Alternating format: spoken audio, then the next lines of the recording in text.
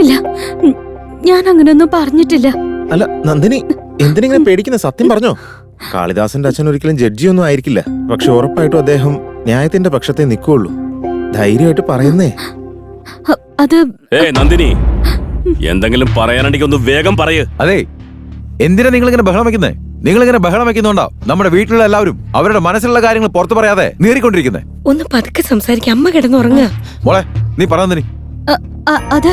അത് പിന്നെ എന്റെ ചെറുപ്പം മുതലേ. No no no no no, ആരോ നിന്നെ തെറ്റിദ്ധരിപ്പിച്ചിരിക്കുക. നല്ലതേതാ ചീത്തയേതാണെന്നും നിനക്കൊരു ബോധമില്ല. അതെ, നിങ്ങളീ പറഞ്ഞിട്ട് എങ്ങോട്ടേ കാട് കയറുന്നേ? അയ്യോ വേണ്ട, നിങ്ങളുടെ മകനെ കൊണ്ട് കെട്ടിക്കാം, എന്റെ മകൻ അതിനുള്ള യോഗ്യതയില്ല അല്ലേ? ഞാൻ അങ്ങനെയല്ല ഉദ്ദേശിച്ചത്. ഇനി താൻ കൂടുതലൊന്നും പറയണ്ട. ആ നന്ദിനിയുടെ മനസ്സ് മാറ്റി നിങ്ങളുടെ മകനെ കൊണ്ട് കല്യാണം കഴിപ്പിക്കണമെന്ന് ആഗ്രഹിച്ച ആളാണ് ഞാൻ. നിങ്ങൾ ഇത്രയും തരം താഴ്ന്ന് സംസാരിക്കുന്നു. പറയുന്ന കേക്ക്. നന്ദിനി ആഗ്രഹിച്ച പോലെ എന്റെ മകനെ കൊണ്ട് തന്നെ ഞാൻ അവളെ കെട്ടിച്ചിരിക്കും. ഇതെന്റെ വെല്ലുവിളിയാ. ചേട്ടാ ഒന്ന് പതുക്കെ. നീ ഇനി അധികം സംസാരിക്കണ്ട, മിണ്ടാതിരുന്നാ മതി. ആരോട് എന്താ സംസാരിക്കണ്ടെന്ന് വല്ല ബോധമുണ്ടോ നിനക്ക്? അതെ, എനിക്ക് ഇപ്പോഴെല്ലാ കാര്യങ്ങളും മനസ്സിലായത്. തമ്മി തല്ലി പിരിയണ്ടല്ലോ എന്ന് കരുതി മര്യാദയ്ക്ക് ഞാൻ സംസാരിക്കുമ്പോ ബഹളം വെച്ച് എല്ലാരെയും ഭയപ്പെടുത്തി ഇവിടെ അഭിപ്രായം പറയാനുള്ള സ്വാതന്ത്ര്യം പോലും ഇല്ലാതാക്കിയില്ലേ? ഇനി ഇതിവിടെ ഞാൻ സമ്മതിക്കില്ല. വെറുതെ ആവശ്യമില്ലാതെ ബഹളം വെച്ച് പ്രശ്നം ഉണ്ടാക്കരുത്. അമ്മാവനതൊക്കെ കേട്ട് സഹിച്ച് മിണ്ടാ നിക്ക. നീ പറഞ്ഞു വരുന്നെന്താ? അവർക്ക് ദേഷ്യം വന്ന് എന്നെ അടിച്ചങ്ങ് കൊന്നുകളയുന്നോ? ദേ ഹരി, നിന്റെ സംസാരം കുറച്ച് ഓവറാകുന്നുണ്ട്. അതെ, ആ കുട്ടിക്ക് എന്റെ മകനെ ഇഷ്ടമായിന്ന് തുറന്നു പറഞ്ഞ സ്ഥിതിക്ക് നിങ്ങൾ സന്തോഷമായിട്ട് അവരുടെ കല്യാണം നടത്തി തരുമെന്നോ വിചാരിച്ചേ? പക്ഷേ അച്ഛനുമായി രാമദാസിനുള്ള ആത്മബന്ധം കണ്ടപ്പോ നിങ്ങളുടെ തനി സ്വഭാവം നിങ്ങൾ ഇറക്കി. വെറുതെ ആവശ്യമില്ലാത്ത സംസാരിക്കാൻ നിൽക്കണ്ട. ഞാൻ ഇനിയും പറയും. ഇപ്പൊ ഒരു കാര്യം ഉറപ്പാ, മൊത്തം സ്വത്തും നീ ഒറ്റയ്ക്ക് അങ്ങ് അമക്കാന്ന് വിചാരിച്ചിരിക്കല്ലേ?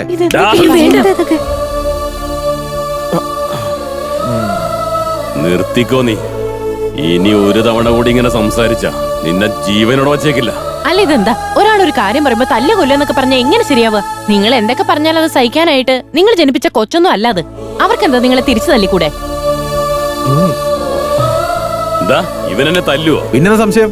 നിങ്ങൾ അടിച്ച ഞാൻ തിരിച്ചടിക്കും. അത്ര ധൈര്യം ഉണ്ടെങ്കിൽ ചെയ്താണെങ്കിൽ ഇന്ന് ഇതിലൊരു തീരുമാനം ഉണ്ടാക്കിയിട്ടുള്ളൂ. ഏയ്, നീ ഇതിലൊന്നും പറയാനുള്ള ഗതി കേട്ടവനെ. ചെറിയച്ചാ, നിങ്ങൾ സൂക്ഷിച്ച് സംസാരിക്കണം. വെറുതെ വായിത്തൊന്ന് വിളിച്ച് പറയരുത്. എന്താടാ എല്ലാവരും കൂടി ഒരുമിച്ച് നിന്ന് എന്നെ പുറത്താക്കാനുള്ള പരിപാടിയാണല്ലേ? അച്ഛനൊരു വാക്ക് പറഞ്ഞാൽ മതി, എല്ലാത്തിനെയും വെട്ടി കണ്ടെന്നുണ്ടാക്കും ഞാൻ. നിങ്ങൾക്ക് എല്ലാവർക്കും പണത്തിനോടുള്ള ആർത്തിയാ. പണത്തിനുള്ള ആർത്തി എനിക്കല്ല, നിങ്ങൾക്കാ. വേറെ ആർക്കുമില്ല, നിങ്ങൾക്ക് മാത്രമേ ഉള്ളൂ. അവളുടെ സ്വത്തുക്കളെല്ലാം ഒറ്റയ്ക്ക് തട്ടിയെടുക്കാനുള്ള പ്ലാനല്ലേ നിങ്ങൾക്ക്? അതെ, ശരി. എന്നാ പിന്നെ നമുക്ക് എല്ലാവർക്കും ഒരു തീരുമാനം എടുക്കാം. നന്ദിനി ഇനി എന്റെ മകനും കല്യാണം കഴിക്കുന്നില്ല, നിന്റെ മകനും കഴിക്കുന്നില്ല. നന്ദിനിയും രാമദാസും തമ്മിലുള്ള കല്യാണം നടക്കണം. എന്ത് ഭ്രാന്തായി പറയുന്നത്? ആ നിൽക്കുന്ന നന്ദിനി എന്റെ ഈ മകനെയാ സ്നേഹിച്ചുകൊണ്ടിരിക്കുന്നത്. അതുകൊണ്ട് അവൾ ഇവനെ തന്നെ കിട്ടുകയും ചെയ്യും. ഇപ്പൊ പണത്തിനോടുള്ള ആർത്തി ശരിക്കും ആർക്കാണെന്ന് എല്ലാവർക്കും മനസ്സിലായില്ലേ? നിശ്ചയം കഴിഞ്ഞിട്ടും എന്റെ മകനായിട്ടുള്ള കല്യാണം വേണ്ടെന്ന് വെച്ചു. ഇപ്പൊ രാമദാസുമായിട്ട് കല്യാണം നടത്താന്ന് പറഞ്ഞപ്പോ എന്റെ മകനെ അവൾക്ക് ഇഷ്ടമാണ്, അവനുമായിട്ടുള്ള കല്യാണം നടത്തണമെന്ന് പറയുന്നു. പണത്തോടുള്ള ആർത്തി ആർക്കാന്നാ ഇപ്പൊ നീ തന്നെ ശരിക്കും ഒന്ന് ആലോചിച്ച് നോക്ക്. ഇനി ഒന്നും വേണ്ട, നിർത്തിക്കോ. ഞാൻ പറഞ്ഞു നടക്കും. 16-ാം ദിവസം ചടങ്ങുകളൊക്കെ കഴിയുമ്പോ നിങ്ങൾക്ക് നിങ്ങളുടെ വഴി, എനിക്ക് എന്റെ വഴി. അതിനെ 16 ദിവസത്തിന്റെ ആവശ്യമൊന്നുമില്ല. ഇന്ന് ഈ നിമിഷം തന്നെ എല്ലാം അവസാനിച്ചു. ഇനി ഞാൻ വേറെ, നിങ്ങൾ വേറെ. എന്റെ അച്ഛന്റെ ദേഹത്ത് കൈവച്ചനുണ്ടല്ലോ. വേണ്ട, എല്ലാവരും ശ്രദ്ധിച്ചു കേട്ടോ. 16-ാം ദിവസം ചടങ്ങുകളൊക്കെ അവസാനിക്കുമ്പോ രാമദാസും നന്ദിനിയുമായിട്ടുള്ള വിവാഹം ഇതേ വീട്ടിൽ വെച്ച് നടത്താൻ പോകും. അയ്യോ, എനിക്ക് വേണ്ടി നിങ്ങൾ രണ്ടുപേരും കൂടെ അടികൂടൊന്നും വേണ്ട. അയ്യോ, അരുത് വല്യച്ഛ, അരുത്. അത്രയും സ്വത്തൊക്കെ ഉള്ള ഒരു കുട്ടിയെ ഒരിക്കലും എന്നെ കൊണ്ട് മെയിൻറ്റെയിൻ ചെയ്യാൻ പറ്റില്ല. അതുകൊണ്ടാ. വേണ്ട വല്യച്ഛ, വേണ്ട. എനിക്ക് വേണ്ട. നല്ലത് നടക്കാൻ വേണ്ടിയാടാ വല്യച്ഛൻ ഇങ്ങനെ സംസാരിക്കുന്നത്. നീ ഒന്ന് സമ്മതിക്കുമോ? അതുകൊണ്ടല്ലേ എനിക്ക് പേടിയാ. വീണ്ടും ആലോചിക്കുന്നത്. ഇവരൊക്കെ ഇത്രയും പറയുന്നില്ല, നീ സമ്മതിക്കടാ മോനെ. കാർന്നോമാരുടെ വാക്ക് ധിക്കരിക്കാൻ പാടില്ല. സമ്മതിക്കും മോനെ. ശരിയെന്നാ. അതെ അതെ, എനിക്ക് ഇഷ്ടമല്ലാത്ത ഈ മഹാഭാഗ്യത്തെ നിങ്ങളുടെയൊക്കെ സ്നേഹത്തിന് മുമ്പിൽ വെച്ച് ഞാൻ ഉൾക്കൊള്ളാം വലിയച്ഛ. ശരിക്കും മോനെ. എന്നെ അനുഗ്രഹിക്കണം വലിയച്ഛ. നന്നായി വരട്ടെ മോനെ. മോനെ, നീ പൊളിച്ചടിക്കടാ. ചോട്ടാ ഭീം, ഒന്നിങ്ങോട്ട് മാറിയുന്നേ. നീ ഒന്നും ആലോചിച്ച് വിഷമിക്കണ്ട മോളെ. ദേ നോക്ക്, എല്ലാ പ്രശ്നങ്ങൾക്കും എന്തെങ്കിലും ഒരു സൊല്യൂഷൻ ഉണ്ടാവുമല്ലോ. അവര് തമ്മിലുള്ള പ്രശ്നങ്ങളൊക്കെ അധികം വൈകാതെ തന്നെ മാറിക്കോളും.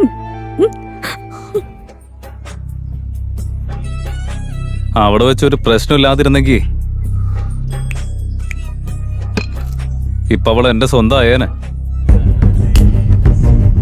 ഈ പരനാലുകൾ എവിടെ വന്നിരിക്കണം? കാര്യം എന്താടാ? ഓ ഇരിക്കുന്നവന്മാരെ നോക്കടാ. അച്ഛനെ കേറി രണ്ടെണ്ണം പൊട്ടിക്കട്ടെ. നീ വാടാ. വേണ്ട, ഇപ്പൊ ഒന്നും ചെയ്യണ്ട. തൽക്കാലം ആവശ്യമില്ലാത്ത പ്രശ്നമൊക്കെ നിൽക്കണ്ട.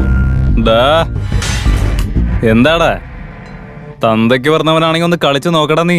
പൊന്ന മോനെ തന്തയ്ക്ക് വിളിക്കണ നിന്നൊന്ന് മട എന്റെ കൈണ്ടായിരിക്കടാ. ഒരുപാട് പൊളക്കല്ലേ. സ്വാമിജി അന്ന് പറഞ്ഞതൊക്കെ സത്യമാണെന്നുണ്ടെങ്കിൽ ഇന്ന് നിന്റെ ശാപം ഇവിടെ വീഴ്ത്തിട്ടേ ഞാൻ പോവുള്ളൂ. ഒന്നല്ലടാ രണ്ട്. നിന്നെ മാത്രമാക്കുന്നില്ല, നിന്റെ അച്ഛനെ കൂടെ ശവം എടുത്തേക്കാം. എന്റെ അച്ഛൻ ഏതവനോട് അവിടെ അലമ്പുണ്ടാക്കുന്നേ?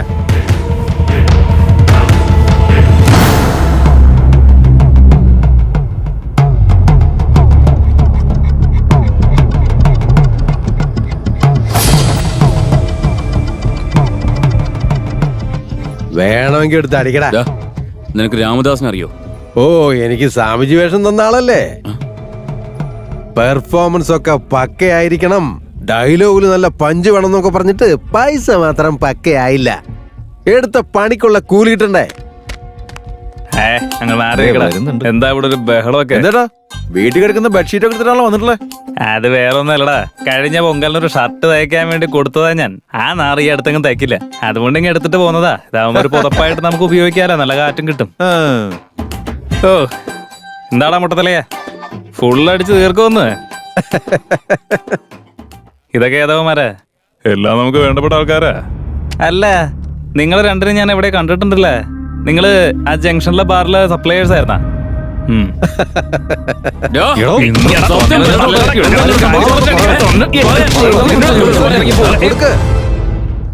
എടാ ഏതവന്മാരാണ് നിങ്ങള്?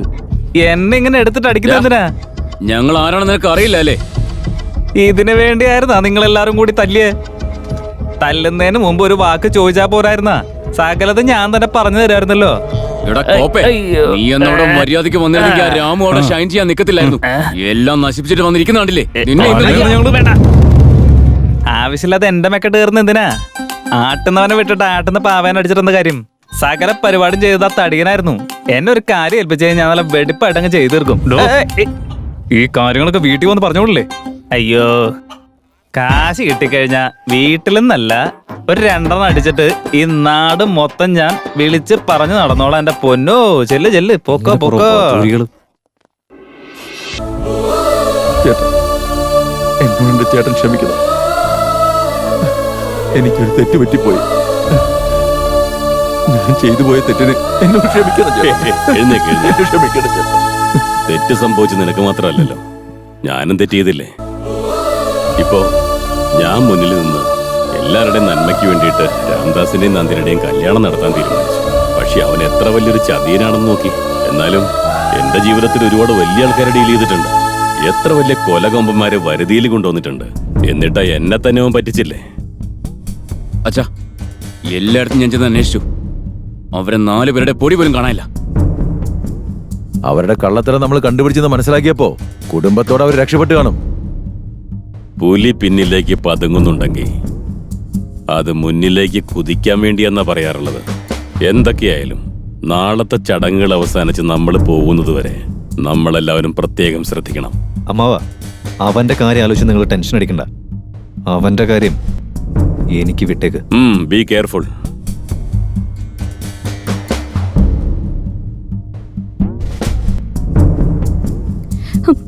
മുത്തശ്ശി, നമ്മൾ ഇനി എന്താ ചെയ്യാ? സമാധാനായിട്ടിരിക്കുമ്പോളെ, ഇതുവരെ ഞാൻ കരുതി വെച്ചിരുന്നത് എന്താണോ അത് തന്നെയാണ് ഇവിടെ നടക്കുന്നത്. ഇനിയും അങ്ങനെ തന്നെയായിരിക്കും. കാര്യങ്ങളൊക്കെ ഞാൻ പറഞ്ഞ പോലെ ചെയ്തേക്കാം. അതെ, ആ സാറ് വരുന്നുണ്ട്. സർ, നമസ്കാരം സർ. ആ സാറേ, ഇവരെ 3 പേരും ഇവിടുന്ന് കുറച്ച് ദൂരെ നിന്ന് ഞാൻ ഇറക്കിയതാ. ഇവന്മാരെ ഇവക ഡീലിങ്സ് ഇതിനു മുമ്പ് നടത്തിയിട്ടുള്ളതാ. സാറ് പറയുന്ന കാര്യം വെടുപ്പായിട്ട് ചെയ്തിട്ട് അവരങ്ങ് തിരിച്ചു പോക്കോളും. ഒരുത്തനും കണ്ടുപിടിക്കാൻ പറ്റത്തില്ല. ശരി.